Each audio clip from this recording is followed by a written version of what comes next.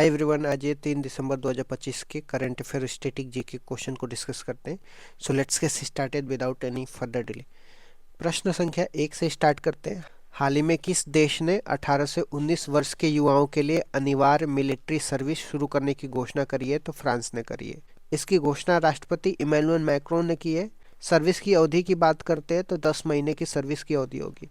इसका लक्ष्य क्या है? 2035 तक 50,000 सैनिक तैयार करना। फ्रांस की राजधानी कहाँ पे है? पेरिस है, और पेरिस सीन नदी के किनारे है, ये भी आपको ध्यान में रखना है। यूनेस्को का मुख्यालय भी पेरिस में है। प्रश्न संख्या 2 में आ जाते हैं। भारत मालदीव सैन्य अभ्यास एक्वेरियन का 14वां संस्करण कहाँ पे शुरू हुआ है? तिरुवनंतपुरम केरल में हुआ है। एक्वेरियन की बात करते हैं, यह 2009 में शुरू हुआ था। इंडिया और मालदीव के बीच में यह संयुक्त अभ्यास है। दोस्ती अभ्यास की बात करते हैं, इंडिया, मालदीव और श्रीलंका के बीच में 8 डिग्री अक्षांश जो है भारत के मिनिकॉय द्वीप को मालदीव से अलग करता है, तो ये भी आपको ध्यान में रखना है। 1988 में भारत ने मालदीव में ऑपरेशन कैक्टस चलाया था। क्वेश्चन नंबर 3 में आ जाते हैं। AI powered Michael Anglo air defence system किसने लॉन्च किया है? यह इटली की डिफेंस कंपनी लियोनार्डो ने करी है। इसका उद्देश्य क्या है? यूरोप की एयर डिफेंस क्षमता बढ़ाना। और इटली की राजधानी रोम है, रोम टाइबर नदी के किनारे है, तो ये भी आपको ध्यान में रखना है। इटली के पीएम कौन है? जॉर्जिया मेलोनी है। भारत का एयर डिफेंस सिस्टम कौन सा है? भारत के एयर डिफेंस सिस्टम की बात करते हैं तो सुदर्शन चक्र मिशन है, S-400 है जो हमने रूस से लिया है, आयरन डोम, आयरन बीम जो हमने इजराइल से लिया है। प्रश्न संख्या 4 में आ जाते हैं।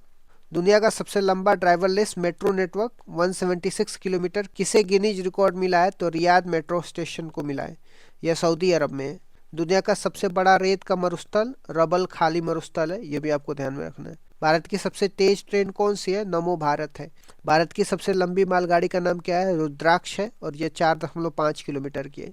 प्रश्न संख्या 5 में आ जाते हैं। वर्ल्ड स्किल्ड एशिया कंपटीशन 2025 में भारत की रैंक क्या रही है? तो 8वीं रही है। इसका आयोजन किसने करी है? ताइवान ने करी है। इंडिया ने 1 सिल्वर और 2 ब्रॉन्ज मेडल इसमें हासिल करी है। इसके संस्करण की बात कर रहे हैं तो यह तीसरा संस्करण था। प्रश्न संख्या 6 में आ जाते हैं। World athletics athlete of the year 2025 Armand Duplantis किस खेल से हैं? तो यह पोल वॉल्ट से है। देश की बात कर रहे हैं, यह स्वीडन में है। और महिला विजेता की बात करते हैं तो MC लॉगलिन लॉरेन है, ये USA के हैं। और स्वीडन की राजधानी कहाँ पे है? स्टॉकहोम है, ये भी आपको ध्यान में रखना है। प्रश्न संख्या 7 में आ जाता है। सुल्तान अल्जान शाह कप 2025 में भारतीय टीम ने कौन सा मेडल जीता है? तो सिल्वर मेडल जीता है। इसका आयोजन इपो मलेशिया में हुआ है। और विजेता टीम की बात करते हैं तो बेल्जियम है। भारत यह कप 5 बार जीत चुका है। ब्रुसेल की बात करते हैं तो ब्रुसेल की राजधानी बेल्जियम है। यहाँ पे नेटो और यूरोपियन यूनियन का हेडक्वार्टर भी है। प्रश्न संख्या 8 में आ जाते हैं। भारत का पहला कोरल रीफ रिसर्च सेंटर कहाँ पे स्थापित होगा? अंडमान निकोबार में स्थापित होगा। इसकी बजट की बात करते हैं तो 120 करोड़ इसकी बजट है। कोरल रीफ का संबंध किससे है? समुद्री वर्षावन से। और ब्लीचिंग का संबंध किससे है? प्रवाल विरंजन से। अंडमान निकोबार की नई राजधानी की बात करते हैं तो श्री विजयपुरम है। 10 डिग्री अक्षांश जो है अंडमान और निकोबार को अलग करती है। प्रश्न संख्या 9 में आ जाते हैं। ITU की world telecommunication development conference 2025 कहाँ पे हुई है? तो बाकू अजरबैजान में हुई है। ITU का हेडक्वार्टर जिनेवा स्विट्जरलैंड में है। WTDC की बात करते हैं, world telecommunication development conference की बात करते हैं तो यह हर 4 साल में होता है। COP29 बाकू अजरबैजान में हुआ है, ये भी आपको ध्यान में रखना है। प्रश्न संख्या 10 में आ जाता है। टेक्सटाइल सेक्टर के लिए सरकार ने कौन सी स्कीम को मंजूरी दी है? टेक्सट्राम स्कीम को मंजूरी दी है। इसकी अवधि की बात करते हैं 2025-26 से 2030-31 तक है। बजट की बात करते हैं तो 35 करोड़ है। और इसका उद्देश्य क्या है? रिसर्च डेवलपमेंट, कॉम्पिटिटिवनेस, इनोवेशन को बढ़ावा देना है।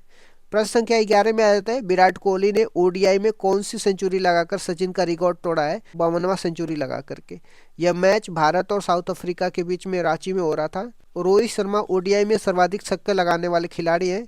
इन्होंने 352 छक्के लगाए थे। शाहिद अफरीदी का रिकॉर्ड तोड़ा इन्होंने। 100% साइबर धोखाधड़ी प्रतिक्रिया देने वाली देश की पहली पुलिस कौन सी बनी है? तो गोवा पुलिस बनी है। अंतर्राष्ट्रीय गीता महोत्सव 2025 का भागीदार राज्य कौन बना है? मध्य प्रदेश बना है। यूनिसेफ इंडिया की नई सेलिब्रिटी एडवोकेट कौन बनी है? तो कृति सुरेश बनी है। Global climate change performance index 2026 में भारत की रैंक क्या है? तो 23वीं है। एशिया पावर इंडेक्स में भारत तीसरे स्थान पे है। बिरसा 1001 किससे संबंधित है? किस्पर जीन थेरेपी से संबंधित है। इसका संबंध सिकल सेल अनीमिया से है।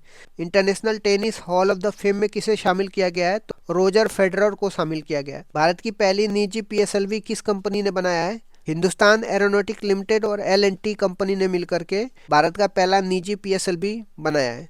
इससे ओशन सेट 2026 में लॉन्च होगा। मिस यूनिवर्स 2025 की विजेता फातिमा बोस किस देश की है? तो मैक्सिको की है। होस्ट कौन सा देश कर रहा था? थाईलैंड कर रहा था। हाल ही में यूपी के किन उत्पादों को GI टैग मिला है? तो मेरठ का बिगुल और मथुरा का पोशाक। और 52वें मुख्य न्यायाधीश कौन बन गए? जस्टिस सूर्यकांत बन गए। INS माहे एंटी सबमरीन वॉरफेयर वेसल का कमीशन कहाँ पे हुआ है? तो मुंबई में हुआ है। किस देश ने अपनी करेंसी के लिए नया सिंबल जारी किया है? तो ओमान ने जारी किया है। डेविस कप 2025 का विजेता कौन बना है? इटली है। यह खेल किससे संबंधित है? टेनिस से संबंधित है। पारंपरिक ब्लेड डाउ को GI टैग किस राज्य को मिला है? तो अरुणाचल प्रदेश को। शंघाई फेस्टिवल कहाँ पे आयोजित हुआ है? मणिपुर में हुआ था। ग्लोबल मीथेन स्टेटस रिपोर्ट 2025 के अनुसार भारत का वैश्विक स्थान क्या है? भारत तीसरा सबसे बड़ा मीथेन उत्सर्जक देश बन गया है। नालसा के नए एग्जीक्यूटिव चेयरमैन कौन बने? तो जस्टिस विक्रम नाथ बने। भारतीय महिला टीम ने किसे हरा करके कबड्डी वर्ल्ड कप 2025 जीता है? तो चीनी ताइपे को हरा करके। इंटरनेशनल IDEA के 2026 के अध्यक्ष किसे चुना गया है?